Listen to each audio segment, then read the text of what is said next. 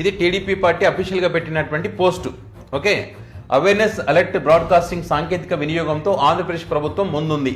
తుఫాన్ సమాచారాన్ని ప్రజలకు వివిధ రూపాలలో అందించాలని సీఎం గారి ఆదేశాల మేరకు కోస్తా జిల్లాలోని 26 తీర ప్రాంత గ్రామాల్లో ప్రయోగాత్మకంగా మోంతా తుఫాన్ హెచ్చరికలు రియల్ టైం వాయిస్ అలర్ట్లను క్షణాల్లో అందిస్తున్నారు.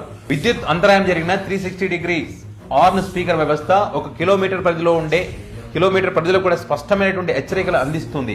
ఈ వ్యవస్థ మరిన్ని గ్రామాల్లో విస్తరించనున్నారు.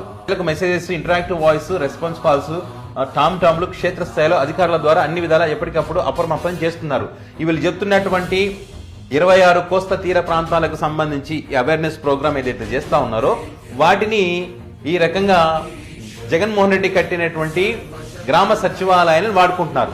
జగన్మోహన్ రెడ్డి సచివాలయాలపై ఇక్కడ మైకులు, ఇక్కడ చూడండి, ఇక్కడ అలర్ట్ మైకులు పెట్టి దీని ద్వారా మరి ప్రజలకు ఈ అవేర్నెస్ కార్యక్రమం చేస్తూ ఉన్నారు.